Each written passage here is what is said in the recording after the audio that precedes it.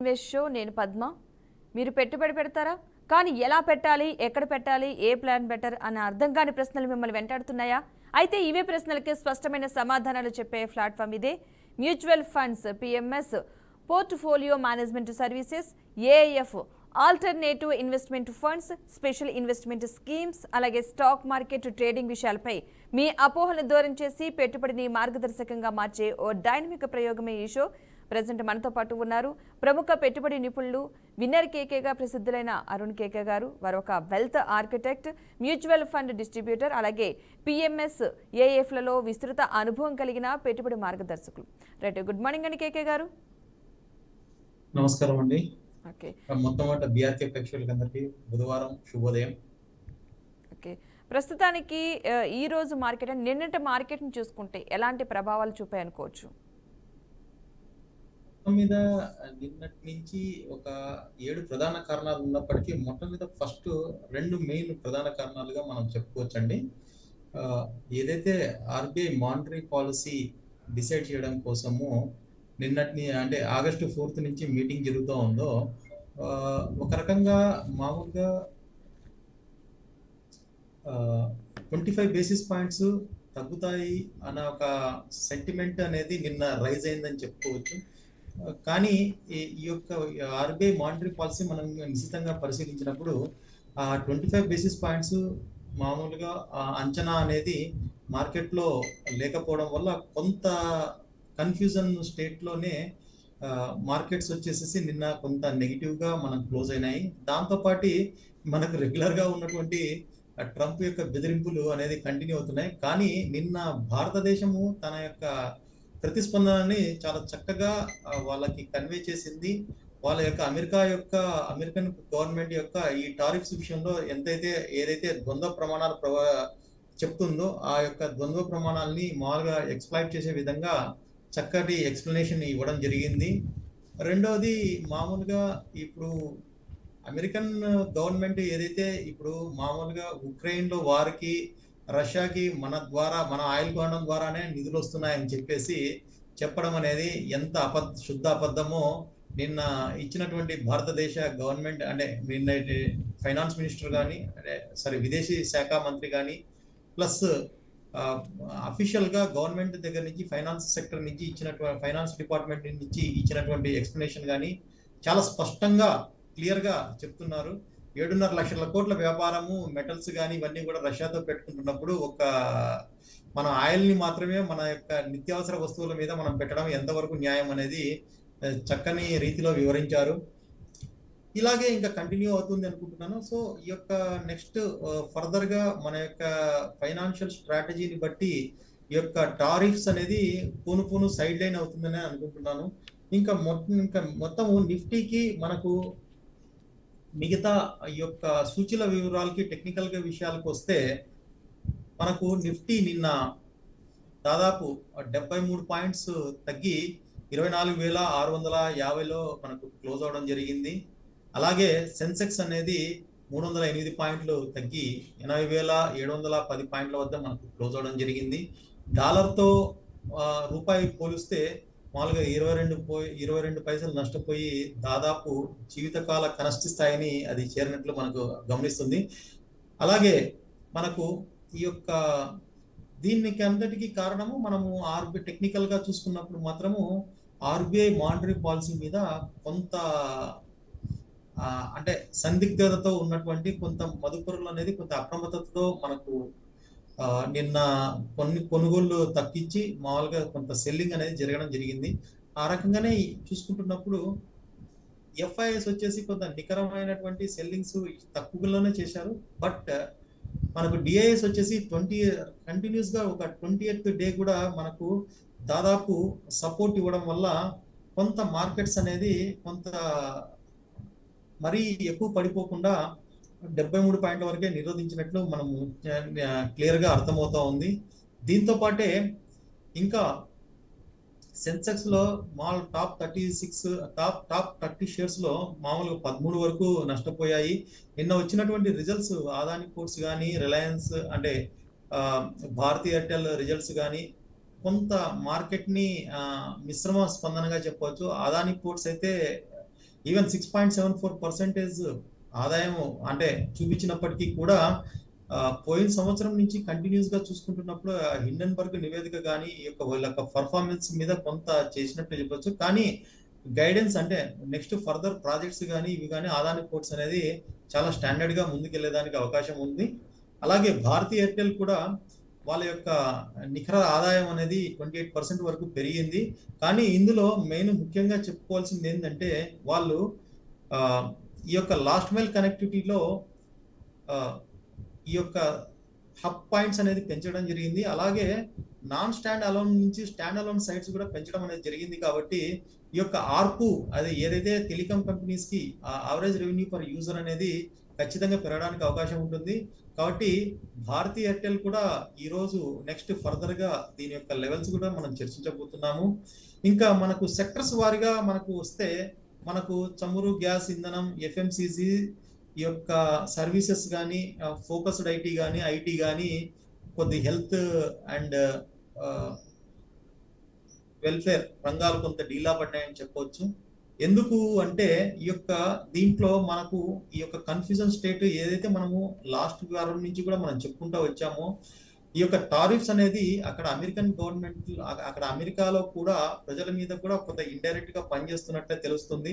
ఎందుకంటే dollar value వచ్చేసి పెరిగినప్పుడు కంపేర్ అంటే యూఎస్డి ఐఎన్ఆర్ వాల్యూతో కంపేర్ చేసుకున్నప్పుడు డాలర్ వాల్యూ అనేది డామినేట్ చేస్తూ ఉన్నప్పుడు అంటే 0.22% ఒక రోజులో పెరిగిందంటే లైఫ్ టైం కనెక్టింగ్ గా జరిగింది అన్నప్పుడు యాక్చువల్ గా ఎక్స్పోర్ట్స్ ఓరియంటెడ్ గా ఉన్నటువంటి ఐటీ సెక్టర్ కానీ, హెల్త్ సెక్టర్ కానీ, ఫార్మా సెక్టర్ కానీ పెరగాలి. కానీ కొంత నెగిటివ్ గా రియాక్ట్ అయినా అంటే కొంత కన్ఫ్యూజన్ స్టేట్ అనేది ఇంకా కంటిన్యూ అవుతుందనేది దాని అర్థం. సో ఇక్కడ ఈ యొక్క యూటర్న్స్ అనేది ఇంకా కంప్లీట్ గా టెక్నికల్ గా చూసుకుంటున్నప్పుడు ఇంకా రాలేదు. కాబట్టి ఈ యొక్క కన్ఫ్యూజన్ స్టేజ్ లో ఉన్నప్పుడు మనం వీటిలో టాప్ 10 ఫండ్స్ లో అంటే టాప్ 10 స్క్రిప్ట్స్ లో మనం ఇన్వెస్ట్మెంట్ చేసేటప్పుడు కొంత జాగ్రత్త వహించవలసిందిగా కోరుతున్నాను. అలాగే నెక్స్ట్ వాహనము మరియు electric vehicles, heavy vehicles plus ఇండస్ట్రీలు ప్లస్ మ్యానుఫ్యాక్చరింగ్, టెలికాం రంగాలు నిన్న రాయించాయి. కాబట్టి మనకు టోటల్ గా చూసుకుంటున్నప్పుడు బిఎస్సిలో 1672 షేర్స్ మామూలుగా అడ్వాన్స్ అంటే ముందుకు పెరగడం జరిగింది. అలాగే 2371 షేర్స్ వచ్చేసి కొంత ప్రతికూలంగా అంటే డౌన్ కావడం జరిగింది, డిక్లైన్ కావడం జరిగింది. సో మొత్తంగా మనం చూసుకుంటున్నప్పుడు మనకు ఈ యొక్క ఆర్బీఐ మానిటరీ పాలసీ మీద కొంత ఇంకా పూర్తిగా స్ట్రాటజీ వచ్చేసి ఈ రోజు 10 గంటలకు మనకు తెలిసే అవకాశం ఉంటుంది. Let us hope that it is not going to be continue. Already markets అనేది డిస్కౌంట్ అయ్యాయి కాబట్టి ఈ రోజు 25 పాయింట్స్ అనేది నా అంచనా ప్రకారము లేకుండా పోవచ్చు అండి. 25 బేసిస్ పాయింట్స్ రేట్ కట్ అనేది లేకుండా పోవచ్చు. అలాగే మనకు ఈరోజు solar energy corporation of India చేసినటువంటి ఈ రివర్స్ టెండర్ లో కూడా దాదాపు 70,000 మెట్రిక్ టన్నుల గ్రీన్ అమోనియా వార్షిక ఉత్పత్తి కోసం ఈ యొక్క అనుబంధ సంస్థ అయినటువంటి ఎన్టీపీసీ రెన్యూబుల్ ఎనర్జీ వచ్చేసి విజయవంతమైన బిడ్డర్ గా నిలిచిందని చెప్పేసి మనకు డిక్లరేషన్ ఎన్టీపీసీ మనకు డిక్లేర్ చేసింది. కాబట్టి ఇది ఒక మార్కెట్ కి, ఎనర్జీ సెక్టర్ కి కొంత బూస్టింగ్ గా ఉండడానికి అవకాశం ఉంటుంది. అలాగే ఆటోమేటివ్ లో మనకు మారుతి సుజుకి అనేది మళ్ళీ కంటిన్యూస్ గా 1.3% అప్ సైడ్ నిలిచి కొంత ఆటోమొబైల్ రంగానికి కూడా కొంత లీడింగ్ సెక్టర్ గా తీసుకెళ్ళడానికి అవకాశం ఉంటుంది. ఇంకా ఒక పేటిఎం ని చూసుకుంటున్న ఇప్పుడు మామూలుగా పేటిఎం వచ్చేసి 197 కమ్యూనికేషన్స్ లో తనకున్నటువంటి వాటా వచ్చేసి 5.84 సెక్టర్స్ అనేది తగ్గించడం అనేది కొంత నెగిటివ్ గా మనం భావించవచ్చు. ఎందుకంటే సర్వీసెస్ సెక్టర్స్ మామూలుగా బ్యాంకింగ్ సెక్టర్స్ కంటే ముందుగా డెవలప్ అవుతున్నప్పుడు సర్వీసెస్ సెక్టర్స్ లో ఈ యొక్క ప్రమోటర్స్ కూడా తగ్గించడం అనేది కొంతవరకు మనకు మరి యొక్క ఫండమెంటల్స్ మీద మనం చెక్ చేయాల్సినటువంటి అవసరం ఇంకా ఎంత ఉంది. కాబట్టి నిన్న 2.3% తగ్గి మనకు ఇంకా కొంత అవకాశాలు అంటే ఇంకా తగ్గడానికి అవకాశం ఉందని చెప్పేసి మన టెక్నికల్ గా మనం చెప్పుకోవచ్చు. ఈ రంగాలతో పాటు మనకు మామూలుగా ఈ రోజు మనము ఒక సెక్టర్ ని మనము చెప్పడానికి అవకాశం ఉంటుందండి. మీరు నెక్స్ట్ క్వశ్చన్కి వెళ్ళండి. ఓకే, ప్రత్యేకించి స్టాక్ ఎక్స్చేంజ్లో ఉన్న డిఫరెంట్ సెక్టార్ లిఫ్ట్కి ఎలా సపోర్ట్ ఇచ్చాయి, ఒక ఇంపార్టెంట్ సెక్టార్ యొక్క ప్రైస్ యాక్షన్ మరియు వాటిలో అందిపుచ్చుకోగలగా అవకాశాలు ఏమున్నాయంటారు? ఇప్పుడు మనం కొంత జాగ్రత్తగా గమనించినట్లయితే మన యొక్క ఈ యొక్క టారిఫ్ టాక్సేషన్ లో అన్ని రంగాలు కూడా కొంత కన్ఫ్యూజన్ స్టేట్ లో ఉంది. కొన్ని రంగాలు ఆల్రెడీ మౌలికంగా ముందుకు వెళ్ళడానికి అవకాశం ఉన్నాయండి. వాటిల్లో వచ్చేసి మనం ఇంతకు ముందు కూడా చెప్పుకున్నాము. మన ఎనర్జీ వచ్చేసి ఎనర్జీ సెక్టర్ ఒకటి, మ్యానుఫ్యాక్చరింగ్ సెక్టర్ ఒకటి, మెటల్ సెక్టర్ కూడా కొంత పాజిటివ్ గా ముందుకు వెళ్ళడానికి అవకాశం ఉంటుంది. కానీ ఇప్పుడున్నటువంటి ఈ యొక్క మూమెంటం వచ్చేసి పీక్ అవుట్, అంటే ఎగ్జాక్ట్ గా చెప్పాలంటే మామూలుగా నెక్స్ట్ లైఫ్ టైం పీక్ అని కన్నా మనం దాటి ఈ మూమెంటం కన్నా నెక్స్ట్ వచ్చే ఈ యొక్క క్వార్టర్లీలో కానీ నెక్స్ట్ క్వార్టర్లో కానీ మనకు కన్నా ముందుకు వెళ్ళగలిగినట్లయితే మెటల్ సెక్టర్స్ లో మంచి అవకాశాలు ఉన్నాయండి. ఈ రోజు నేను వాటిని మీకు వివరంగా చెప్పదలుచుకున్నాను. దీనికి నేను డైరెక్ట్ గా నేను చార్ట్స్ లో చూపించేసి నేను చెప్పదలుచుకున్నానండి. మీరు ఈ యొక్క మనకు చూసుకుంటున్నప్పుడు నిఫ్టీ మెటల్స్ వచ్చేసేసి ప్రజెంట్ 9347 పాయింట్స్ వద్ద ఉన్నప్పటికీ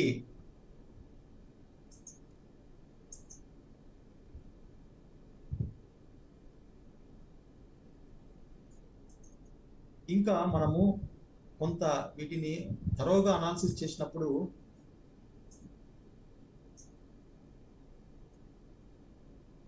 మొత్తము డౌన్ సైడ్ మనకి చాలా లెవెల్స్ అనేది మనకు కనిపిస్తున్నాయండి.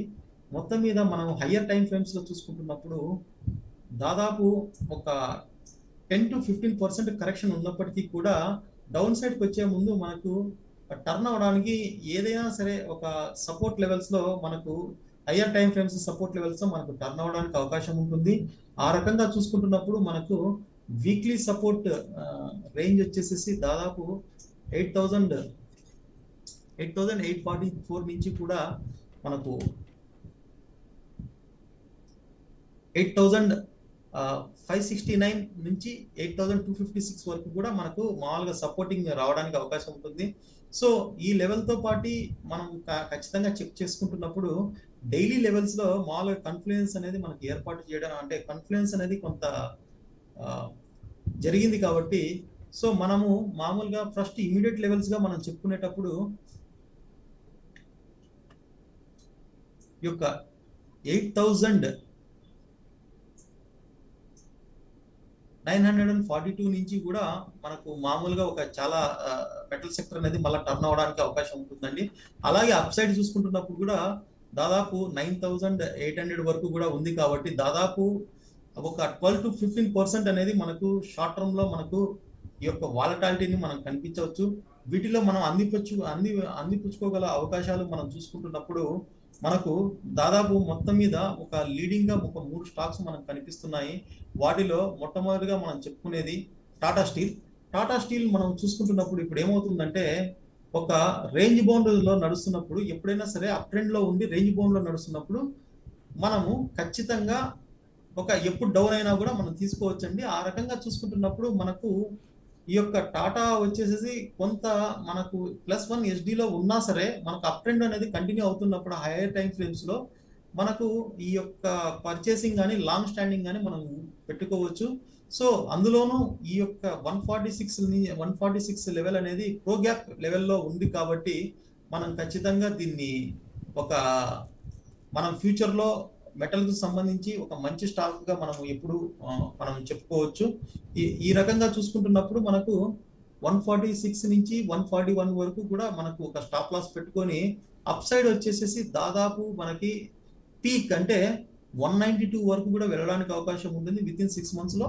సో ఈ స్టాక్ ని మనము జాగ్రత్తగా మనము ముందుగానే మనము ఒక అలర్ట్స్ గా మనం పెట్టుకున్నట్లయితే ఖచ్చితంగా ఈ లెవెల్స్ వచ్చినప్పుడు మనం తీసుకోవడానికి అవకాశం ఉంటుందండి. ఇది దాదాపు ఒక 6 months వరకు మనం చెప్పుకునే విధంగా ఉంటుంది కాబట్టి మెటల్ సెక్టర్ అనేది కొంత మనకు అడ్వాంటేజ్ గా మనకు కావచ్చండి. అలాగే నెక్స్ట్ BEDL వేదాంత. సో వేదాంతను కూడా చూసుకుంటున్నప్పుడు మనకు టోటల్ గా హయ్యర్ టైం ఫ్రేమ్స్ లో వచ్చేసేసి కొంత కన్సాలిడేషన్ గా ఉన్నా కూడా ఈ యొక్క ఇప్పుడు డౌన్ ట్రెండ్ లో ఉంది కాబట్టి ఇప్పుడు మనకు ఇప్పుడు ఉన్నటువంటి లెవెల్స్ నుంచి 438 నుంచి కూడా 406 లెవెల్ వరకు కూడా మనకు వచ్చేదానికి అవకాశం ఉంటుంది.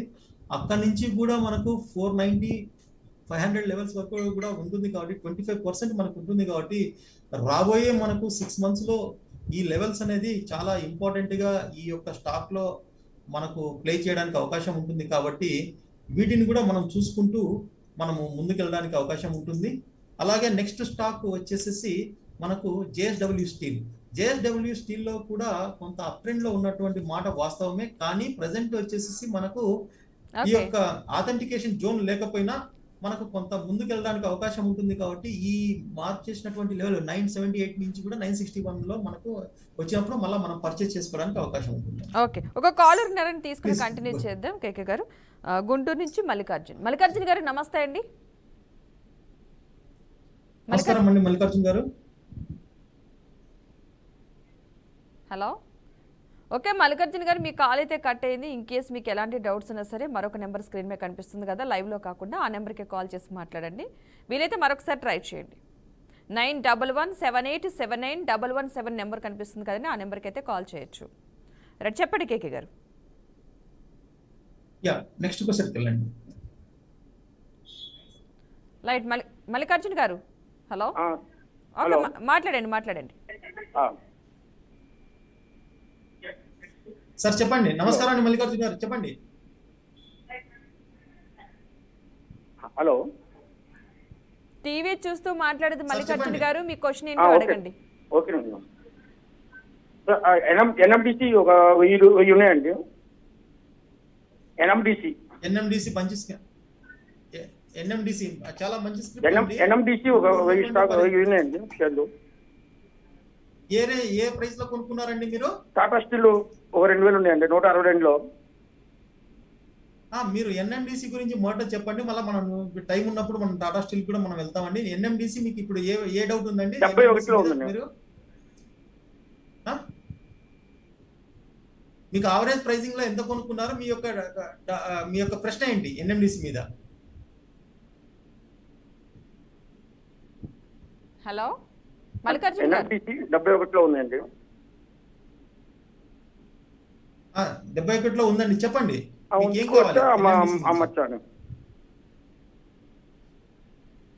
మీరు ఎన్ఎండిసి వచ్చేసేసి మీరు మామూలుగా షార్ట్ టర్మ్ లో వచ్చేసి ఇప్పుడు 0 నుంచి అంటే స్టాండర్డ్ డివియేషన్ లో చూసుకుంటున్నప్పుడు అండి మనకు 0+1 SD మధ్యలోనే ఉంది కాబట్టి మీరు ఇంకొన్ని రోజులు హోల్డ్ చేయొచ్చు. మీరు ఖచ్చితంగా 76 కి వచ్చినప్పుడు మీరు కొంత పార్షియల్ గా మీరు ప్రాఫిట్ ని బుక్ చేసుకోవచ్చు, కానీ లాంగ్ టర్మ్స్ లో కూడా మీకు చాలా పైకి వెళ్ళడానికి అవకాశం ఉందండి. సో మీరు హోల్డ్ చేసుకుంటే 1 or 2 years లో మీకు దాదాపు చాలా పైకి వెళ్ళడానికి అవకాశం ఉంటుందండి.